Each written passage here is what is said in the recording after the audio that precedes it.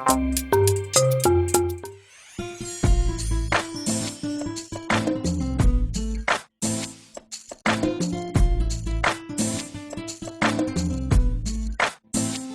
to another week of The Achievers. I'm Tamara McHale, and this week we have with us on the program renewable energy consultant Kimroy Bailey, who is also the CEO of his foundation. Kimroy, welcome to The Achievers. Thanks for having me. It was a burning passion for this 23 years old that led him to begin his foundation geared towards addressing the critical renewable energy needs that Jamaica has. Kimroy Bailey shares how that journey began. After completing this research, we were invited for the Global Humanitarian IEEE Research Competition. And from there, it was they knew about our research. We did the application, etc., and we were shortlisted. So you had countries such as United Kingdom, Pakistan, India, USA, New Zealand, Australia, etc. And we were listed among the top 5.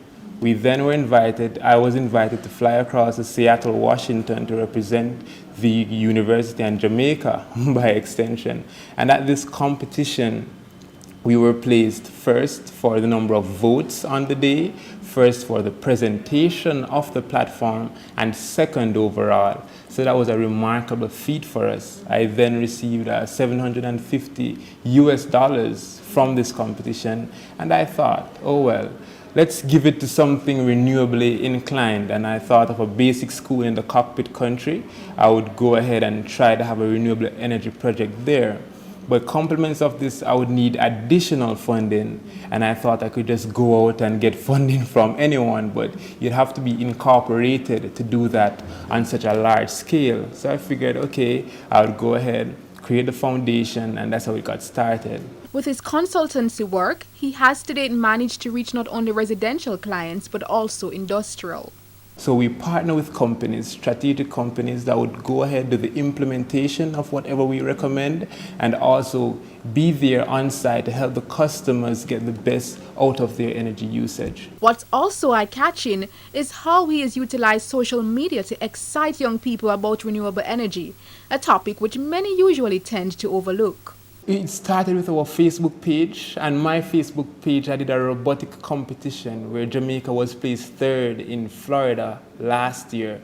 And while I was there, a number of persons kept asking, how is the competition going, etc. So I created the page just for that. And then it evolved into this energy realm now, and we shared tips. How do you save energy? Yet again, and persons started talking, understanding how this oil importation is affecting our country. When you buy imported food, so it affects our country yet again. So the Facebook page has gotten a lot of traction where that's concerned. Then you realize it was a simple post. You get 80 persons sharing it, liking it, etc., tweeting it, and it's like, whoa, a whole vehicle.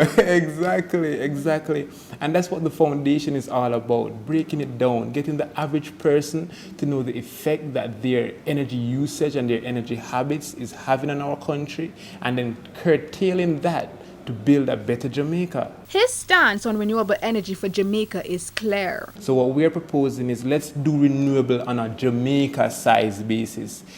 For a homeowner to go off the grid, let's say solar panels, etc., it's very good for him. But let's say our entire island, per se, put solar wind turbines in the sea, have a solar farm, have hydro backup. The diversity of the resources would make it much more reliable.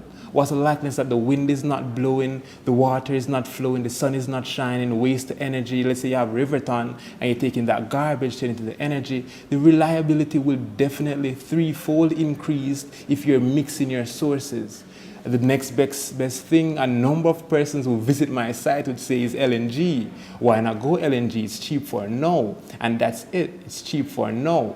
Fossil fuel is going, LNG is coming into play. The demand for LNG will increase. So in the next 5 years, it might be cheaper, yes. But what do you do thereafter? You would still have to purchase it. We import LNG as well. We don't have the liquid gas to power this anyways. It'd be a fossil fuel story all over again. If we do wind or solar, there's no changing from that. We have it, it's ours to keep, and we could establish that. Next week, we explore the many accolades locally and internationally that this young man has won, plus his future plans for the tropical storm wind turbine robot that he created. Renewable energy consultant Kimroy Bailey is also the head of his own foundation, sharing with us his journey on The Achievers. Next week we find out more about his stride. For The Achievers, I'm Tamara McKeel.